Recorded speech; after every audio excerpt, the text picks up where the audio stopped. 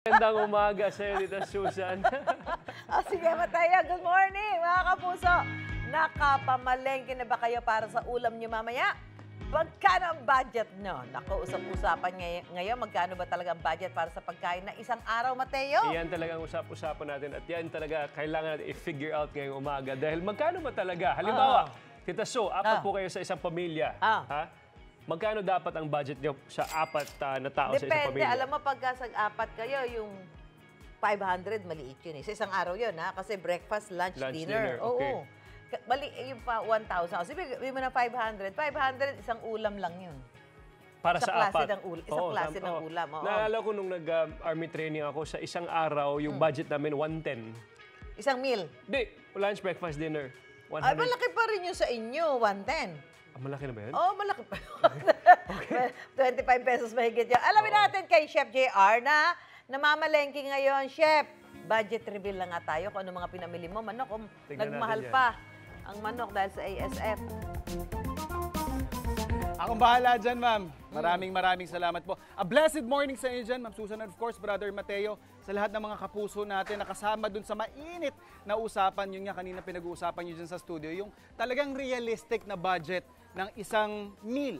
Okay? Isang kainan po ito. So, tayo ngayon napasugod dito sa New Marulas Public Market dito sa Valenzuela, kung saan ako na mismo yung mamimili dun sa mga ingredients natin para sa ating budgetarian tinola. At syempre, pag sinabi nating tinola, main ingredient natin yung manok. Nay, magkano po bang kilo ng manok ngayon?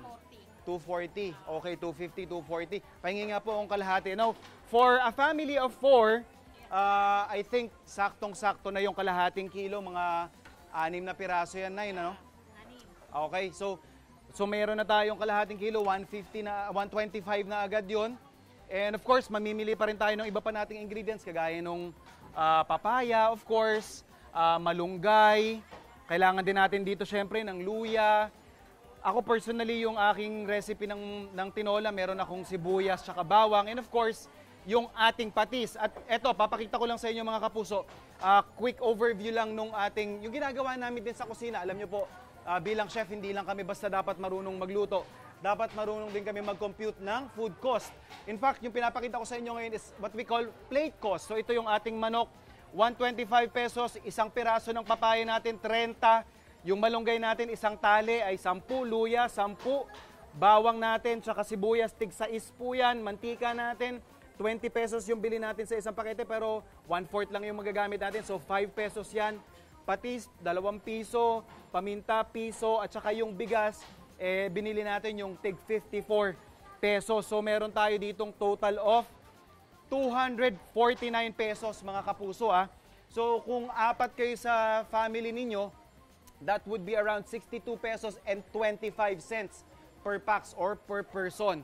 So yan po yung realistic na computation ng talagang busog naman. Sulit na sulit. Ngayon, pwede natin kuha yan.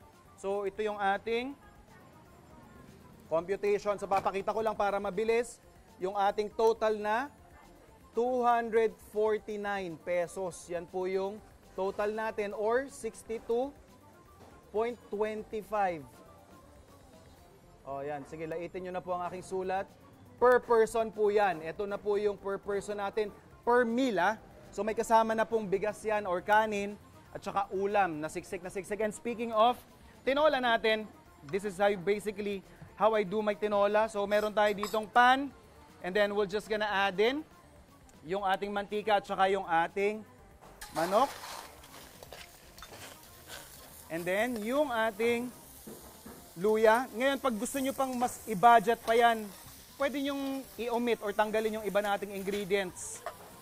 Depende na lang sa inyong preference. Yan, pwede nyo tanggalin yung sibuyas. Mag-concentrate na lang kayo sa luya. And then yung ating hugas bigas.